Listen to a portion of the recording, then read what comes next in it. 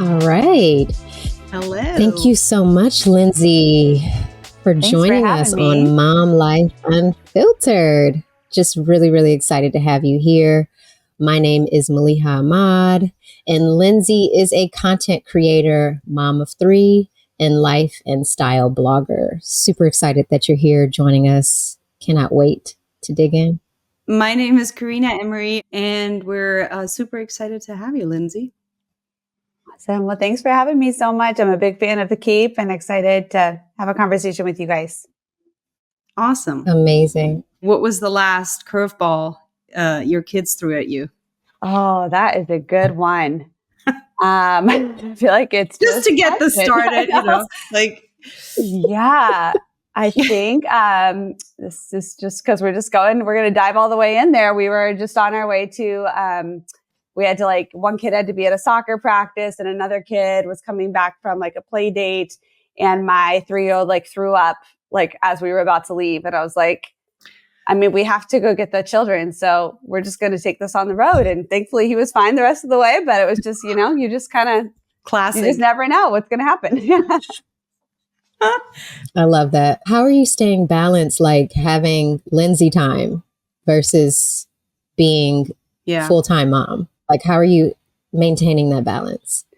Yeah, that is honestly something I feel like I am always in process with. And I think that's probably true for most moms, and especially moms that work both inside and outside of the home. I've got I do a lot of content creating and blogging, but I'm also a musician. I do a lot of gigging on the side. And so I work a lot of nights and weekends. And then, full-time mom always, even if your kids are in school, everybody's a full-time mom. And so I think I'm always just trying to wrestle with, where is the time where I can actually reset so I can fully show up in all of those spaces, whether that is as a mom or in my spheres of work. For me, it's always getting my morning time in. I am a morning person, so I feel like I should always qualify that discussion, because everyone always feels bad if they can't get up early. I am naturally a morning person. Mm-hmm. So I find what time are we talking? What time I'm are we a 5 a.m.er. I love that dark morning early time. But I've been that way since I was 5, forever. And so I feel but I have to ask the question, I'm kind of a morning person too, but if I get up at 5, there's 100% chance that my kids get up at 5 too. So that I do not have that morning time. You know what I mean? I'm going to sneak out of bed, just be really quiet, make my coffee. Mm-hmm. Maybe I'm going to have the coffee by myself, but how does that? Oh, I got the whole thing. You actually get the time?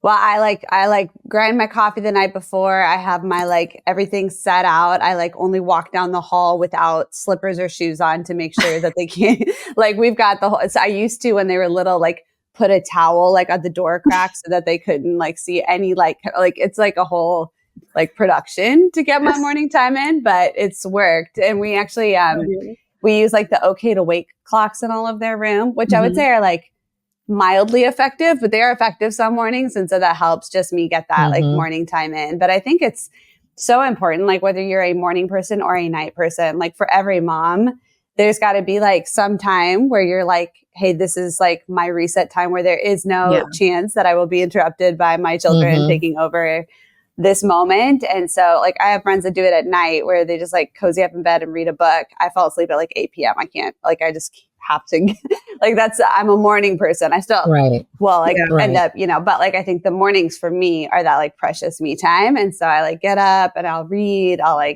go do a workout or whatever. And then I feel I am present and ready to pour out, because no one can pour from an empty cup. You got to make sure that you've got something to give, Absolutely.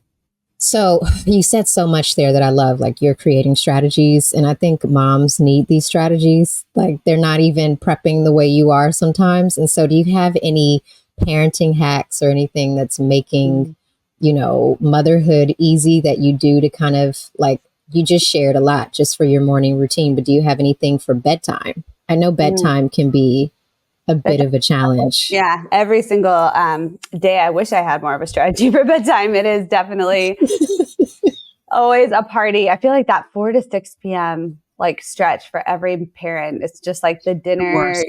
homework, bedtime, whatever, and witching hour all at the same time, But I will share, like my youngest just turned, or he's 3, he'll turn 4 in February. And I just feel like we entered it for the moms that like have very, very little ones. I feel like we are just like shifting out of like insanity 4 to 6 p.m. and it's starting to get like become a sweet time, where that's actually like something I'm looking forward to because we can actually have a calm-ish dinner and a calm-ish bedtime situation. And I feel like my youngest is almost 4 and we just got there. So like for anybody, like I never thought that day would come for anybody who's got younger kids.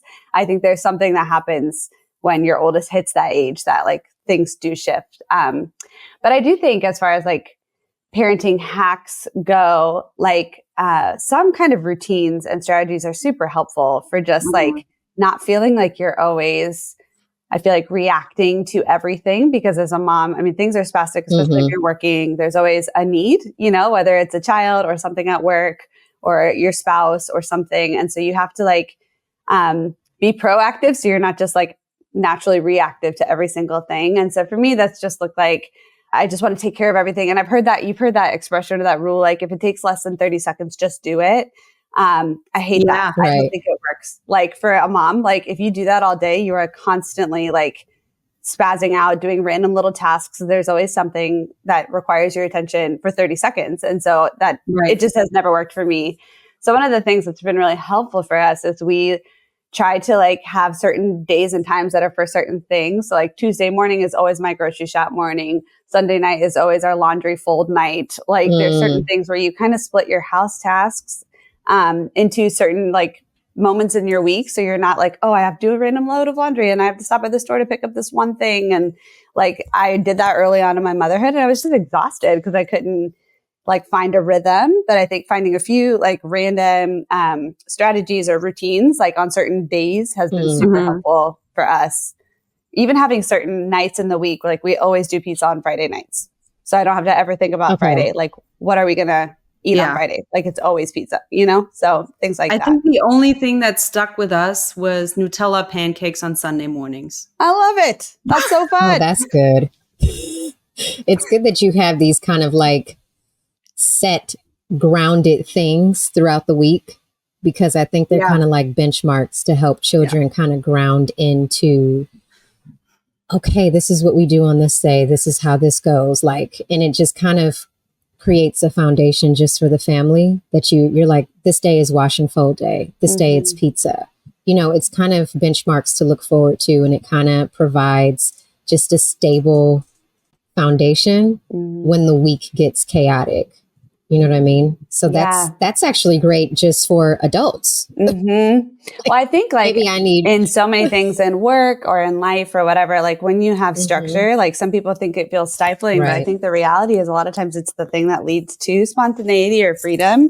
Like I know our laundry will get done on Sunday, so I don't have to stress on Tuesday about it, right? Like I know that we have pizza plans on Friday night, so like we can do something random on Friday during the day because we're going to order out and I don't feel stressed about having to figure out dinner. Like, so I think there's actually a lot of, like if you put structures in the places that feel stressful, it makes the rest of life like way more fun. You can have a lot more freedom there. That makes so much sense. I love that. I love that tip. That's a great way to frame it. In the minutia of being a mom and juggling all the things and all the discs are spinning, when do you feel most like yourself? Oh, that's such a good question.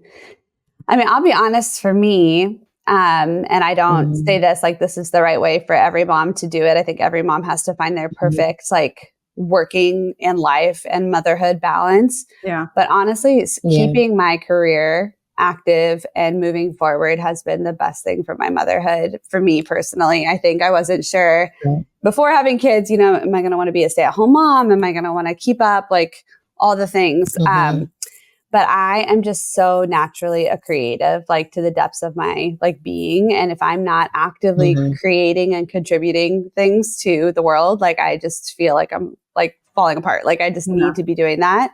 And so whether that's as a musician, like playing gigs and writing songs and putting out recordings, or honestly, that's why I fell into content creation, because I was like, wait, there's a career where I can literally create all day. Like, yes, please. And do it from my home or do it with my kids or whatever.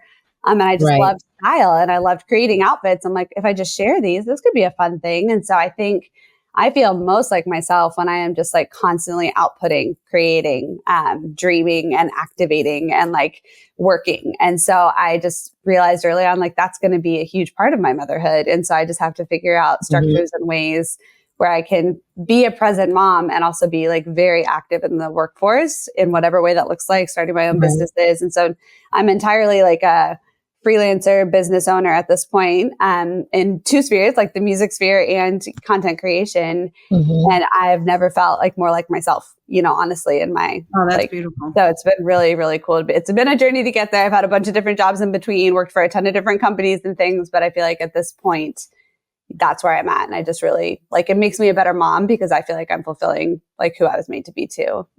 Oh, that's great. I saw some of your sourdough. I'm like a huge bread fan. Yes. Are you, Me too.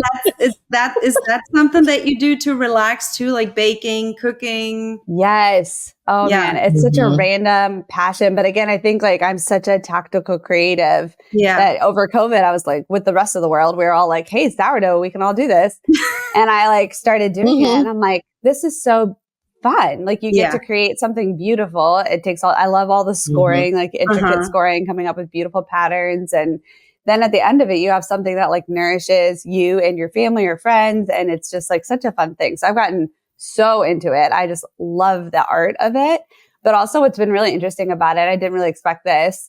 When I am too busy, like my life is too frantic, I like stop making it. And it's always like a good sign to be like, oh, I don't have time. Because what it does is it makes me like slow down. Go down. Like it's Yeah. it's not a Mm. huge process. It actually doesn't take that much time, but it does take you just like slowing down enough to do the stretch and folds and Totally. make sure it's Mhm. timed correctly and whatever.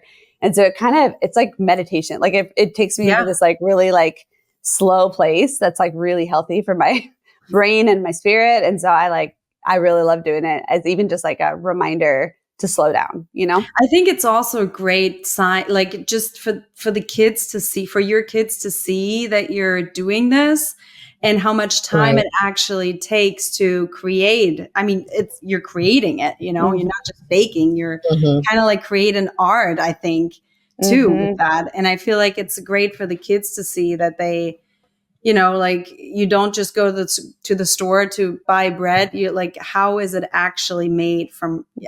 I think it's beautiful.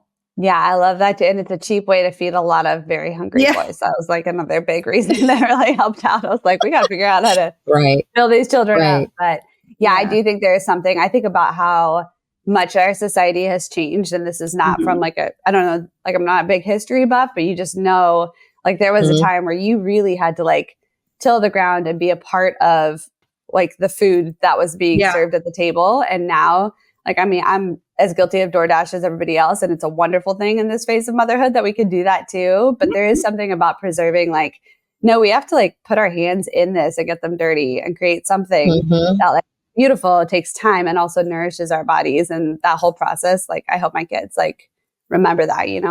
Yeah. I love that. And bringing up society, I was going to ask you, what's one thing that you feel society misunderstands about motherhood? Mm, Like, because I think there's so many things of what motherhood looks like and how it's packaged and just hmm what it should be like. And also, you see a certain, I guess, picture of it online.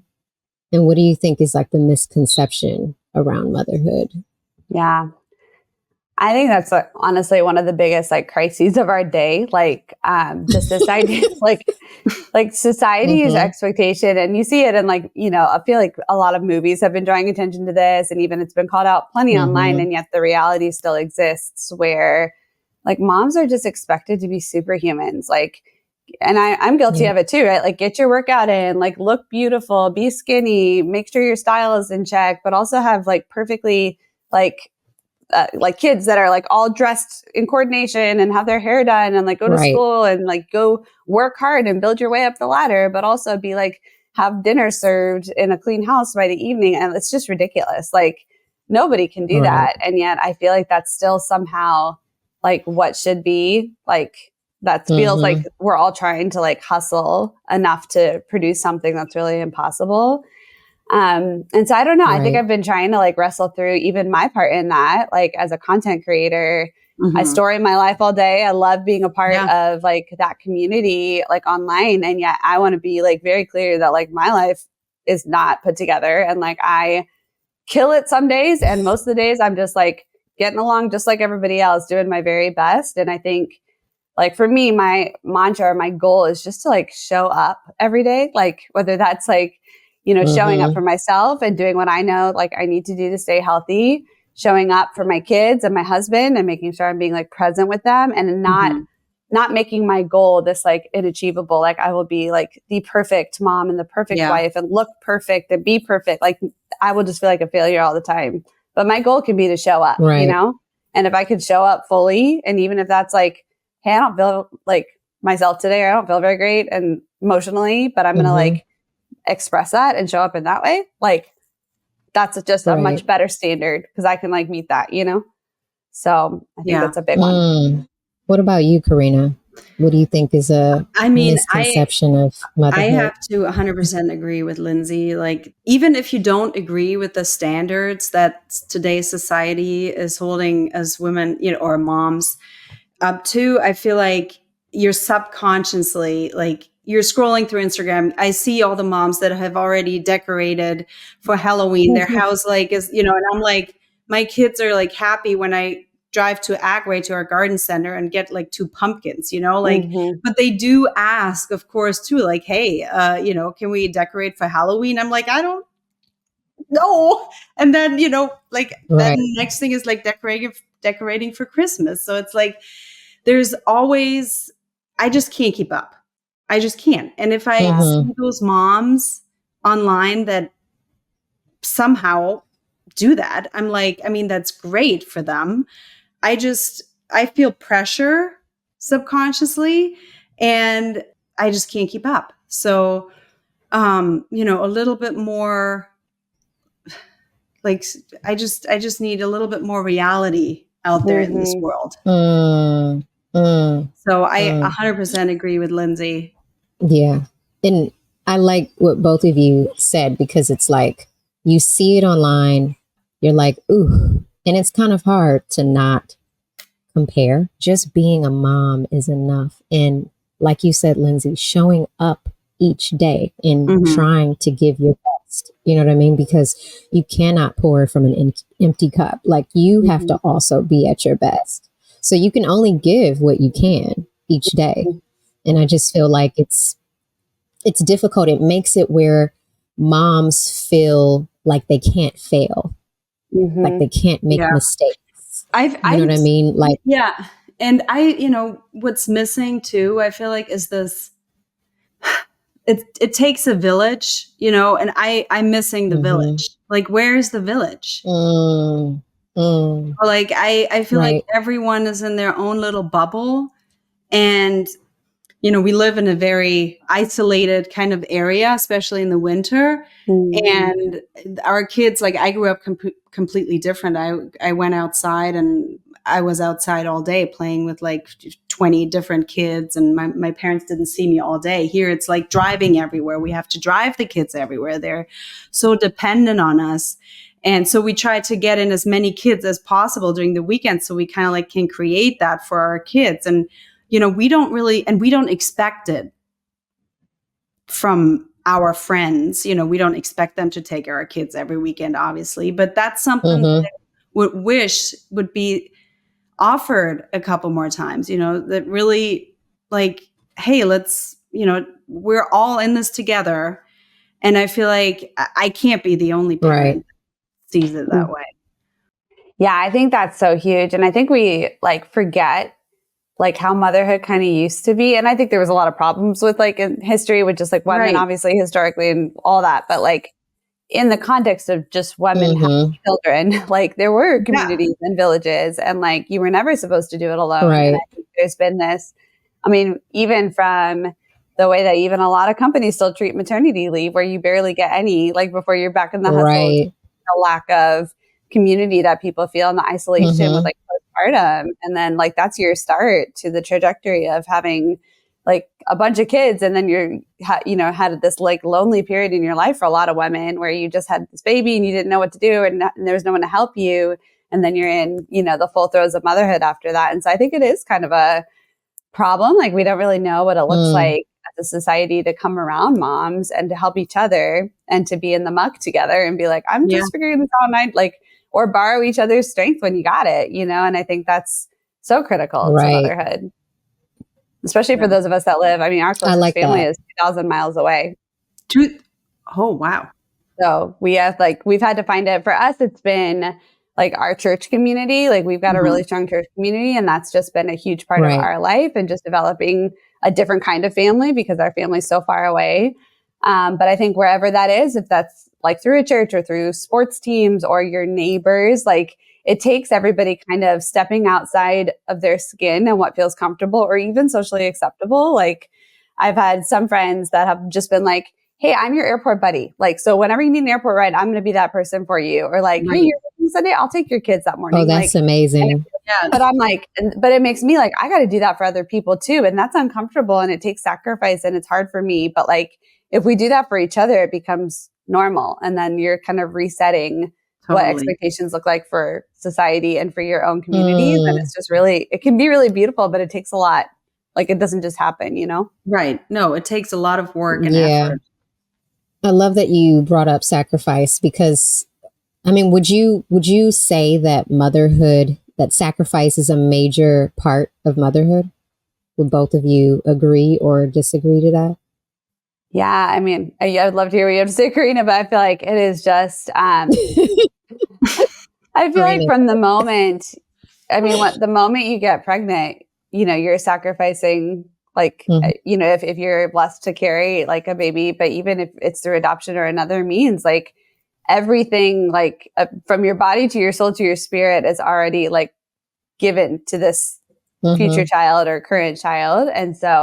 And I don't think that ever changes. There's always something that has need that's greater than what's your perceived need. And so as moms, I think any of us, we would do anything for our kids. And so what that naturally results in is like consistent and constant sacrifice. And there's a beauty to that and a good thing about that. And yet, like, I think it can also be a danger too, because you could just be like, never thinking about yourself, never considering your own needs, never, you can just get in a constant state of like dying on your own sword or falling on your own sword for everybody else. And it takes like, you'll get in trouble in that way too, and not be able to continue to give at some point. And I think more moms that I've seen are like guilty of that than not giving enough, because most of us would do anything for our kids. I was just going to say, for me, it was a huge shift to, to just overnight, here is your new life.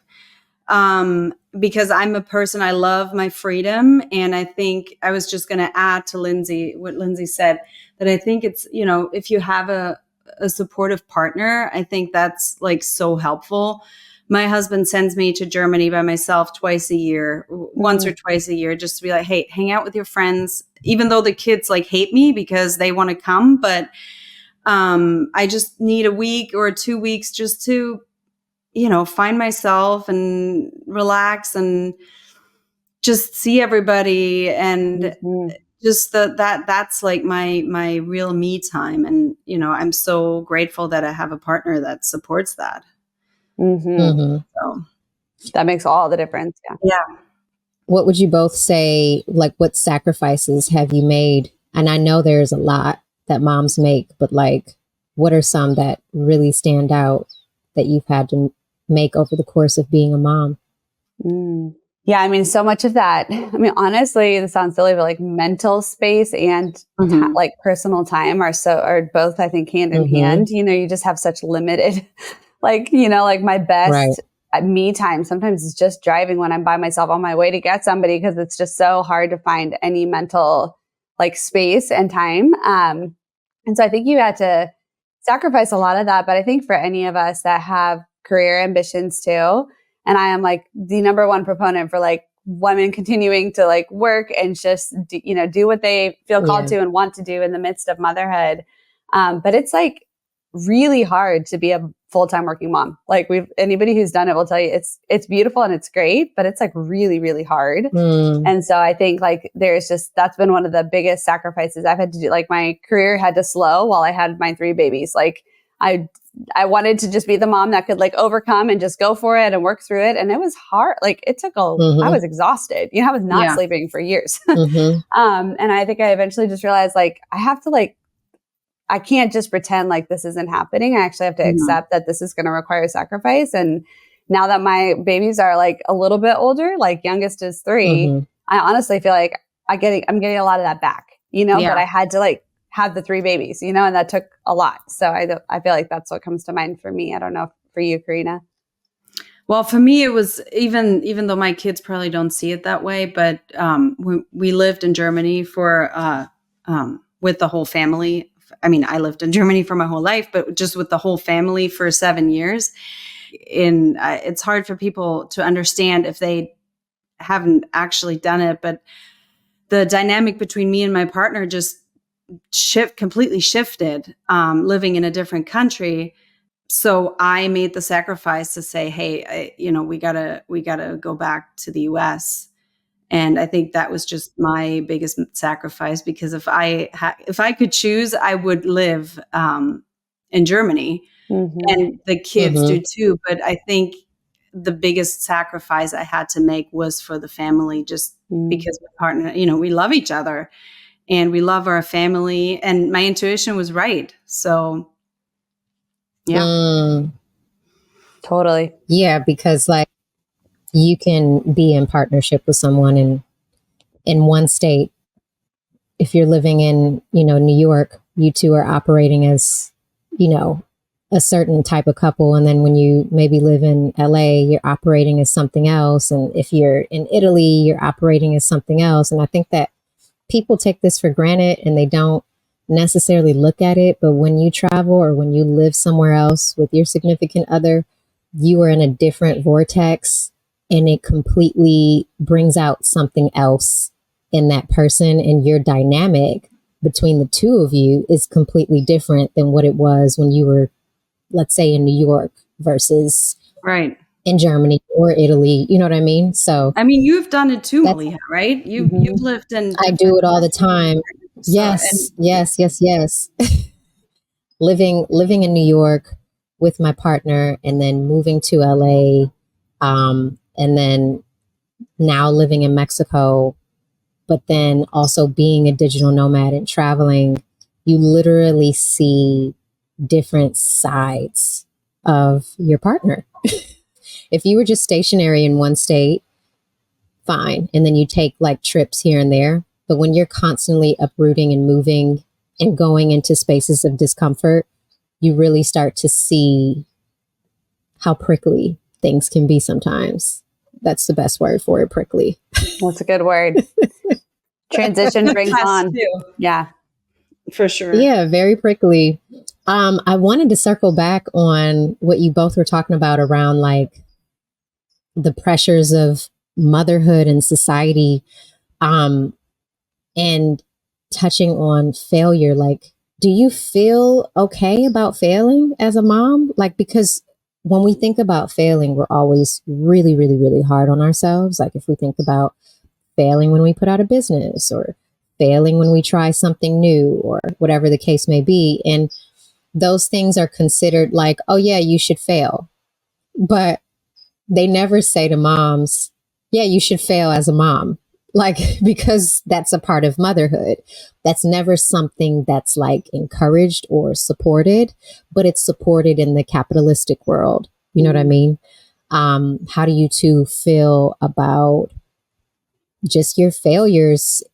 And if you have any failures, would you share? How did you overcome it? Yeah, I love that question, because I think all of us, I mean, maybe I'm just speaking for myself, but I freaking fail all the time. And I think I just had to come to I should say, this is an active process, like conclusion that like, what is your metric for success? Is my metric for success, like being that like BA mom that just gets it all done and has perfect children at the end of the day? Like, no, like that's impossible. One, so I will fail. But two, like, what am I hoping the outcome is? I mean, I hope at the end of my days, I can say that I, was kind and lived faithfully, and my kids are, the same, have good morals and values, and have contributed to the world and society, that I've preserved my like partnership with my husband and we have a flourishing marriage. Like, I hope all those things are Mm-hmm. true. And that doesn't come from like doing life perfectly. Like, it actually Exactly. comes from learning how Right. to do things like apologize well. Like, I apologize to my kids more than just about Mm-hmm. any other human on this planet, because I mess up all the time.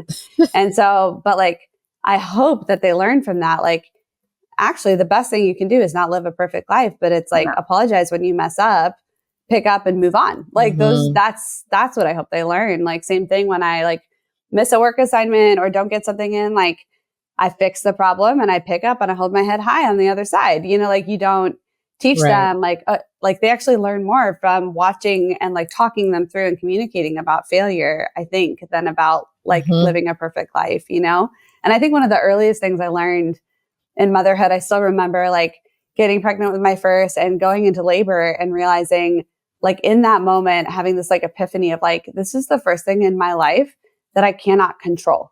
Like, my body is taking over. Mm. This baby is coming. Like, I cannot make this happen and I can't stop it from happening.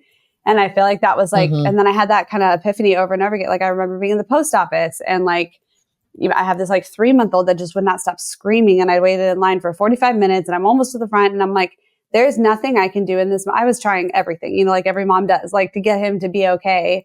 And he wouldn't stop. And I was like, I can't control this child. Like, Yeah. in my life, I've always been used to like, if I just try a little harder, if I just like stay up a little later, if I Mm-hmm. just work, like if I like, I will succeed. And like, the reality is like motherhood doesn't work that way. Like, you actually can't, you can try to give that Right. person like the best construct for success and like all those things. But the reality is you can't control the outcome.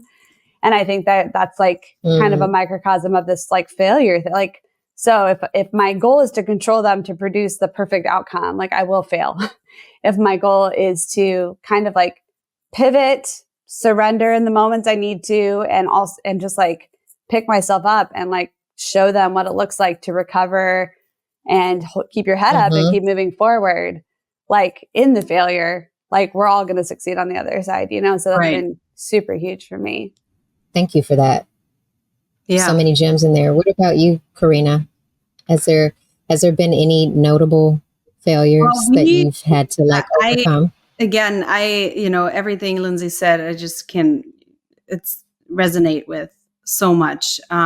I, especially as a, startup small business owner, it's like, I mean, the first 3 years were just so hard. I came home so many times just crying and, I just had to surrender. Like, I think surrendering, that's like a big word. Like, you just have to show, it's Mm-hmm. important to show your kids that nobody's perfect and life is not perfect and that you will fail 100%. And, my kids are now 8 and 11 and I can tell that and also I'm a big apologizer. Like, when I'm stressed or impatient, I just start yelling and it's not cool. And then I realize that maybe sometimes right away, sometimes an hour later, and I, go to them and I just say, it's just wasn't cool. Like, I shouldn't have yelled and I felt this way or that way. And that's what made me yell. And they do it. Like, they come to me and say, hey, I'm sorry the way I, talked to you or what I Mm-hmm. said or that I was mean. So I think yeah.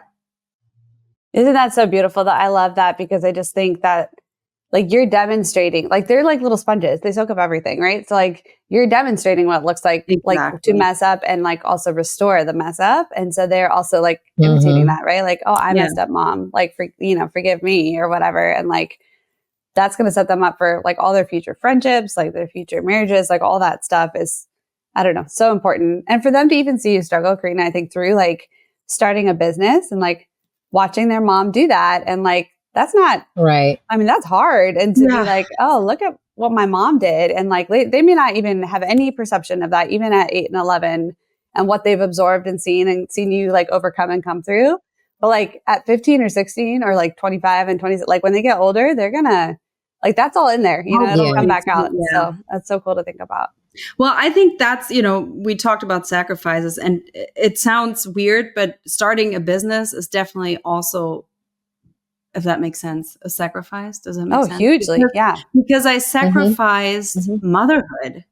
Like and that, my partner was so helpful. Like he took over a lot of parenting time where I was like, he knew, like I was building something for the whole family. Mhm. And, Right. I missed a lot of things. And there's like, I'm sure Maliha, that probably would have been your next question. Like, this is where mom guilt creeps in, like so much.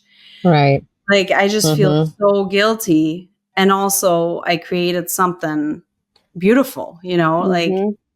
but it's a huge sacrifice.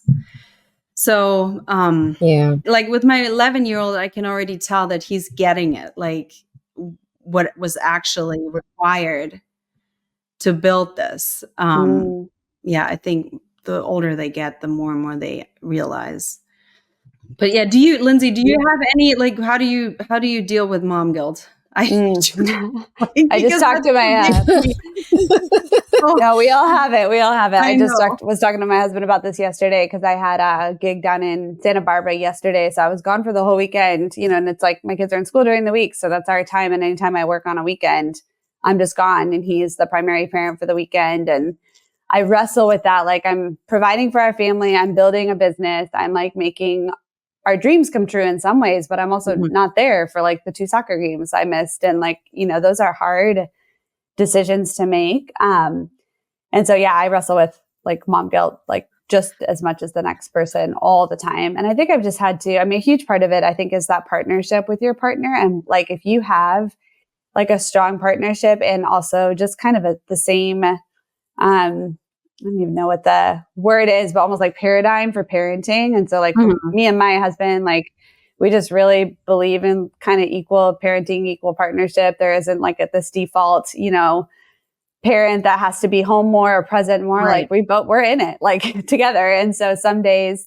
he's in a doctoral program right now and he's been gone for 2 weeks every summer and many weekends, like writing his dissertation and whatever too. And like, I support him in that. Like we're in this together. And like, sometimes it requires one parent to step up and the other person to support that, weekend or event or whatever. And I think as long as you're just being intentional parents, and you just like your kids are, my kids are my biggest priority and that's not changed.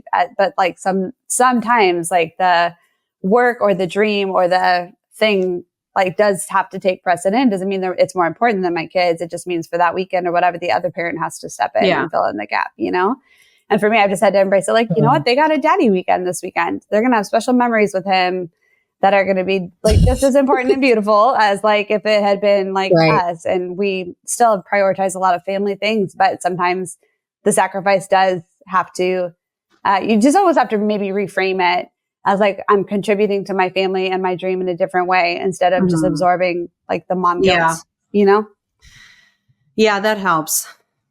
Yeah, for sure. Absolutely. Because we don't see starting a business and working for yourself as birthing something.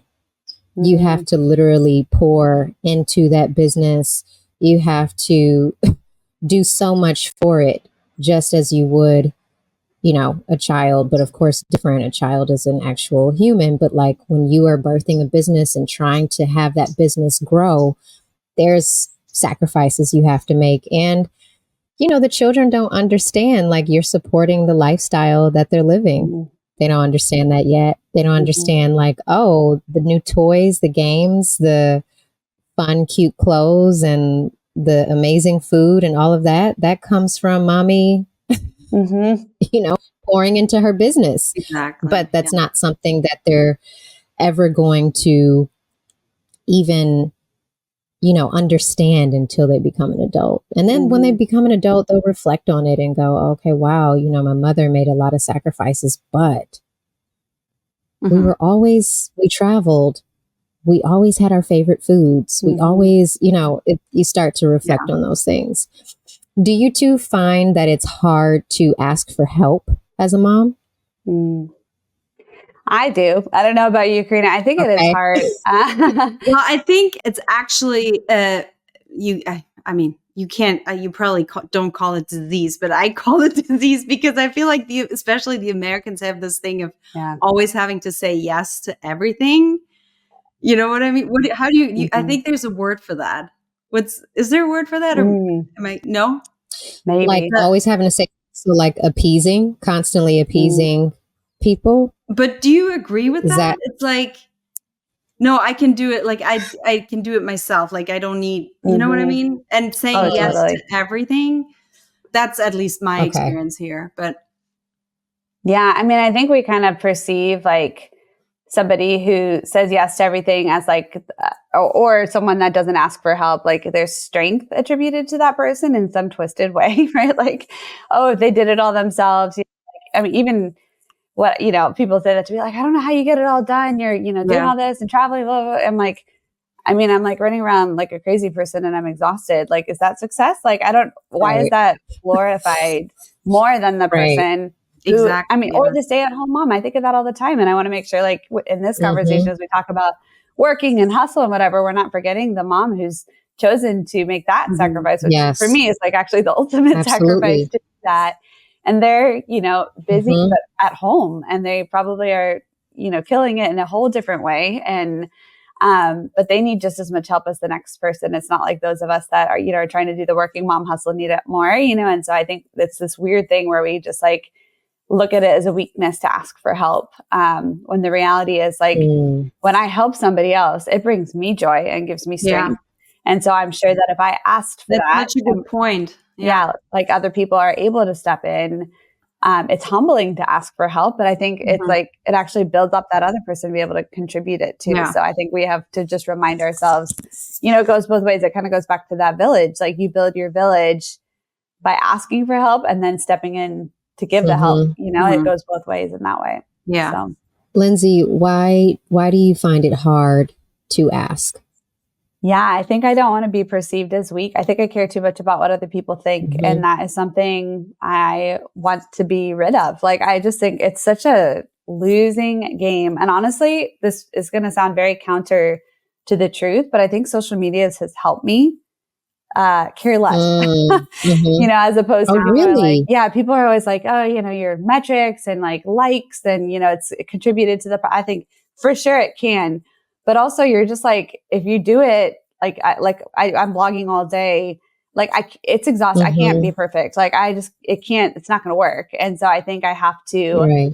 I just had to let go and just be like, you know what? If I want to do this the way I want to do this, I have to like be willing to show up imperfect and just like, and I'm still working on that honestly, but I think I just care less and less about like, I just get too many trolls and whatever to care. Like it's just like if you let that and absorb that all day, you will feel destroyed inside. And so I think it's the same thing in our like tangible people we're with every day.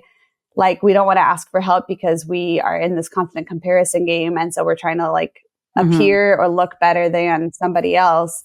When the reality is like the people I think that highly is, of is like, they're struggling along and they're just honest, like they're Mm-hmm. just showing up and doing their best and it's not going well. But I know that because they've been vulnerable enough to share that. And so I don't feel alone, like I think we have to like Right. turn society's like perception around and be like, you know what, that's actually beautiful. Like they're struggling and they still showed up Mm-hmm. for dinner, like whatever, Yeah. just in the mess. And Right. so it's been like, it's simple things Right. like not cleaning my house so it looks perfect when friends come over. Like I could do that and kill Mm-hmm. myself, or I could just be like, hey, welcome to our everyday life. Like this is what it looks like today, and like, Right. Yeah, and you also said that you have, your family lives 2,000 miles away, like the closest family. yeah. So, I mean, and then it's even harder to ask for help because you don't Mm-hmm. actually have people close enough really to feel comfortable to ask for help. So it's rough. It's Yeah. Yeah. But I think the more that you do it, the more it yeah, feels normal, the more yeah, you like are totally. reestablishing what a reality looks like with your community. And so like we've been here almost 10 years in the San Francisco Bay Area. And I feel like it took me like 8 years to find our people, but now I feel like we've Wow. got it, Yeah. and I feel like we have people that we can like call like those, we call them 2 a.m. friends, right? Like who's your 2 a.m. friend that you can call in the middle of the night? Like shit just hit the fan. Like we need to figure this out. Like I need help, you know? And so like, you need to have, everyone needs those, whatever community you're in or wherever you're at, like who is that person? And maybe it's like an articulated conversation. Like, hey, I need a 2 a.m. friend. I'll be that for you. Will you be that for me? You know, like everybody needs that person. And so I think it's just important to like, not just like let it kind of happen, but like have a conversation and like be like concrete about it and have those, build those deep relationships. Beautiful. I love that. Yeah. I love that. A 2 a.m. friend. I believe I need a a 2 a.m. friend. If we live close enough,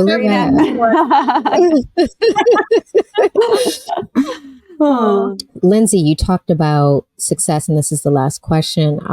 You talked about success a bit and what you think it is and what you think it isn't. And based on what the media portrays success to be, you know what I mean? What is success for you? Like, how are you measuring success or celebrating your wins as a mother, as a human, as a woman? Yeah, I think that's such a loaded question on all the like mother, human, and a woman, I think are almost different answers. Yes. But I do think, because this is talking about motherhood specifically, like I think this is very counter to like where I live. So we live in the Silicon Valley, right next to Stanford. Most of our friends are just like very accomplished, very successful, all went to Ivy League schools, and there's just kind of a idea here that like everybody should be in that same boat. Which not everybody thinks that way, but it's just like in the air, like this hustle, like success is achievement in, the tech world. That's where we live. But for me, I think I want my kids to be like humble humans that are like creatives that know how to hustle when they need to and know how to rest when they need to and like can contribute well to like a world in whatever sphere that looks like, because that they've learned like the skills to do so, but have the energy and the drive to know how to do it. And I think it just looks very like different, that like the path to that looks very different than maybe, going like everybody here, you go from school to coding camp and then you go to rehearsal or like a music lesson and then you go to a sport and then you like, so you're a well-rounded individual. Like we do some of that for sure, but like what's going to matter is like the conversations that led to them being those creatives that know how to make ideas into realities that like actually impact the world for like positive good and change. And so like, that's a lot of character development, and character development you can take a class on, like you have to have like conversations for. And so I think that's at least, I think when I think about success and what that looks like in my motherhood, like I have to be present enough and intentional enough to like have those conversations and then build a life that helps build those kinds of humans. And it's a little bit counter, I think, to like what society would naturally say. And so that's what I try to do. And I try to live that out personally, as a mom and as a woman and business owner too. I can hustle my way to get as many contracts and successful, whatever. And that's part of it. There's always hustle involved when you're a business owner. And yet, like, I think people are what matters and like presence is what matters and character is what matters. And those are the things that ultimately change the world. And so you have to just be willing to slow down enough to like remember what you're about and why you're doing it, And so I think we're still figuring out what that looks like over here, but I think that's where I want my heart to be. That's where I want my intention to be. I love that. Yeah. Amazing. Well, thank you so much, Linzy, for taking the time out to be on Mom Life Unfiltered. Truly appreciate you supporting and just being vulnerable and sharing your journey and your stories. Absolutely. Thank you guys for having me. I'm such a big fan of both of you and all you're doing and just appreciate all you're doing, even to help other moms along the journey with this podcast. So thank you. Yeah, that's the goal. Thank you so much, Linzy.